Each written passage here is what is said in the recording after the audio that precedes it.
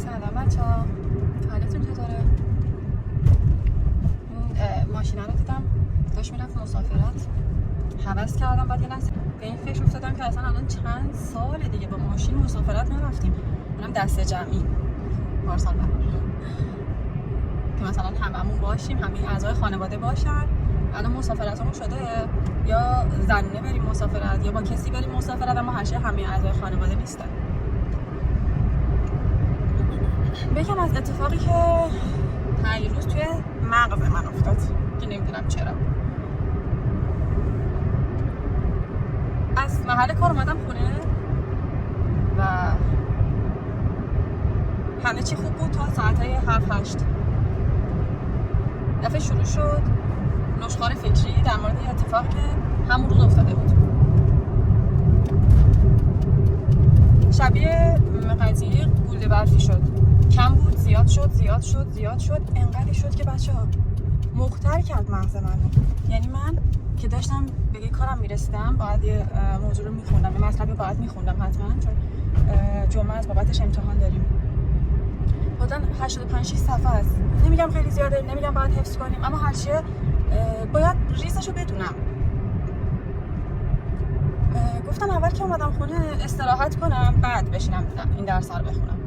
خب استراحتمو کردم، شد ساعتای حدوداً 6-7 که بعدم دیگه این قضیه پیش اومد. من دیگه نتونستم بخونم، دیگه نتونستم هیچ کاری انجام بدم. اینقدر این فکر تو ذهنم زیاد بزرگ شده بود.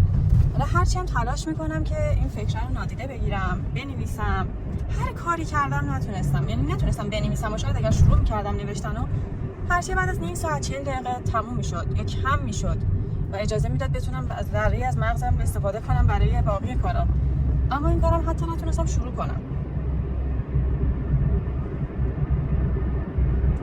نتیجتاً هیچ اتفاقی نیفتاد تا ساعت 10:30. فقط توی جان دراز کشیدم و اینستا رو بالا پایین میکردم یا یوتیوب رو بالا پایین میکردم یا میرفتم توی تلگرام. هرچی همه سوشال مدیا رو گشتم که اون کاری که باید رو انجام ندم. اونم به خاطر اینکه اصلا میخواستم تازه از همه این گشتنام تنها انتظارم میبودش که بتونم اون سرصدایی که تو مغزمه، اون حجمی که تو مغزمه از بین بره. یعنی اصلا قصدم هم این نبود. حتی از اینستاگرام اون مقصود خاصی نداشتم، چیز خاصی رو دنبال نمی‌کردم. حتی مثلا جوکاشو نمی‌رفتم چک کنم که بخوام بخندم.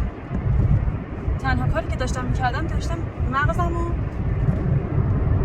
گول می‌زدم به سمت چیزای دیگه فکر کنه، به سمت چیزای دیگه نگاه کنه که از اون چیزی که میخواد باعث آزار و اذیت من بشه دست برداره. که البته مغز منم یه ذره لجبازتر از این حرفاست. ساعت اینه 10:30 اینا من گفتم خب این که نمیشه. نه درسم رو رسیدم، نتونستم بخوابم، نتونستم استراحت کنم. یعنی اون دراز که کشیده بودم داشتم این کار رو انجام میدادم داشت خستم میکرد، چون مدام توی ذهنم یه چیز دیگه هم بود. یه قسمت کوچیکی از ذهنم میگفت تو الان نباید این کار رو انجام بدی، تو الان باید درس رو بخونی، چرا داری فکر و خیال میکنی، چرا داری اینستا رو بالا پایین میکنی، چرا داری به سوشال مدیا سر میزنی. همون ساعتای 10:30 گفتم که خب باشم مدیتیشن انجام بدم. شاید تا فردا صبح طول بکشه، اما باید انجام بدم. اینم که میگم به خاطر این میگم طول بکشه که من مدیتیشنم با بقیه فرق کنه. برای اینکه بتونم این مدیتیشنم رو انجام بدم شاید باید نزدیک به 1 ساعت خودم رو بتونم جمع کنم، این مغز آشفته خودم رو جمع کنم. یعنی انقدر که از هر جای یه تیکه از مغزم باید بکشم بیرون. شروع کردم و واقعا جواب بود.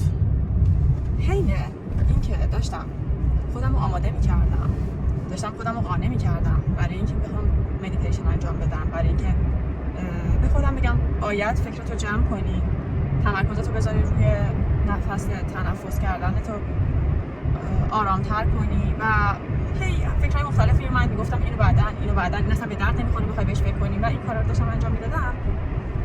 به یه نکته مثبتی رسیدم قبل از مدیتیشن و اون این بودش که اصلا چرا دارم خودم و روزم و تمام لحظاتم و درگیر این میکنم که فلانی چه کار کرد. حالا داستانش چیه؟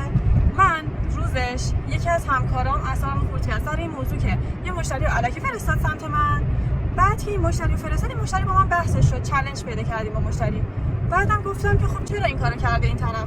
یعنی در حقیقت انگار که با من یه خورده حسابی داشته باشه، بخواد منو اذیت کنه، این کارو می‌خواست انگار انجام بده، در صورتی که شاید اصلا قصدش هم این نبوده. اصلا قصدش هم این بوده طرف یه چاقوی برداشته به من زده، به قول دکتر هولادپوری. حالا من برداشتم اون چاقو رو از تو شکمم در آوردم کردم تو قلبم، از قلبم در آوردم کردم تو چشم، از چشم در آوردم کردم تو کلیم. خب بابا چرا ضربه‌ای که اون به من زده رو من دارم 10 برابرش رو به خودم میزنم؟ به این فکر کردم، یه مقداری آروم‌تر شدم. بعدم که مدیتیشن کردم. البته که بگم این اتفاق معجزه نیست که بخواد یک بار اتفاق بیفته و دیگه تموم بشه. مثلا بعضیا شفا پیدا میکنن از اون به بعد. نه، این شفاش یک روزه است. یعنی همون روز تو اوکی میکنه. من فرداش هم همین کارو کردم و دیروز هم همین کارو کردم. میدونم اتفاق بعدی قطعا برای شما هم این اتفاق میفته و این اذیت‌ها رو میشید. اگر حالا میشنوید طرف مدیتیشن میکنه، تموم میشه، خوب میشه، آروم میشه. من الان خودم از همون روزی که با هم عهد بستیم که حالا انجام بدیم مدیتیشن رو، لااقل خودم تو برنامه روزانه خودم گفتم بذارم. نمیگم هر روزش رو انجام دادم، اما سعی کردم بیشتر روزا رو انجام بدم. میگم هنوزم که هنوزه، شاید تا چند سال دیگه هم هنوز این آرامش رو به من نده. من قطعا نمیگم این آرامش یه دفعه‌ای بیاد تو زندگی آدم، شاید این اتفاق حالا هم نیفته، اما چیزی که مد نظر من هستش اینه که بتونم در مواقع ناراحتی حساس ذهنمو جمع کنم و به خودم دلداری بدم، چیزی که بقیه نمیتونن. من تا مثلا تا چه ساعتی میتونم مزاحم دوستم بشم، زنگ بزنم بهش بعد اون دلداری بده، تا چه روزی من میتونم دیگران کنار خودم داشته باشم. اصلا دیگران مال این اتفاقا نیستن که هر روز و هر ساعت برای تو باشن و بخوام بهت کمک کنم. و من اینو دیدم. من صمیمی‌ترین دوستم تو لحظات سخت خیلی زنگ می‌زدم بهش.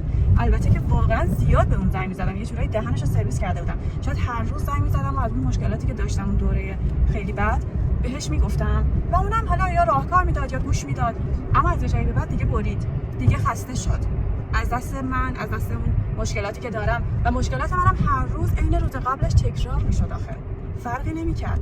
مثلا فرض کن تو با یکی دعوات میشه، راهکارش اینه که کمتر با اون بحث کنی، اما اون تو همون کاری که دیروز انجام دادی و با اون دعوات شده امروز هم انجام میدی، دوباره باهاش دعوات میشه. وقتی دعوات میشه دوباره هم قضیه رو بری تعریف کنی، خب طرف اذیت میشه. چند وقت باید صبر کنه؟ چند وقت که تو بزرگ بشی، یاد بگیری چجوری رفتار کنی؟ شاید این قضیه من نزدیک به 1.5 سال 3 سال که طول میکشید، اما 1 سال و نیم این آدم با من بود. این دوست صمیمیم، ازشم همین الانم ممنونم. با من بود، گوش میداد، اما از یه جایی بعد خسته شد، گفت دیگه ارتباطش با من قطع کرد. قشنگ بهم گفت دیگه زنگ نزن. من حوصله شنیدن این حرفا ندارم. اونجا تنها شدم. واقعا این اتفاقا شاید برای همه بیفته. شاید خسته بشن، حالا یکی به رود میاره، یکی به رود نمیاره. اما اگر بتونیم خودمون رو برای خودمون نگه داریم، مغزمون رو برای خودمون نگه داریم، دلسوز ما باشه، این کارا رو نمیکنه. یه مدت باید بهش عادت بدیم دیگه. باید باهاش صحبت کنیم، باید بهش یاد بدیم که حق نداره اون چیزی که دیگران اذیت کردن ما رو و باعث آزار ما شدن رو دوباره در طول روز تکرار کنه برامون که بخواد ما رو آزار بده. اینجوری بودش که یاد گرفتم دیگه نذارم باعث آزارم بشه. تا سفر دیگه، خدافظ.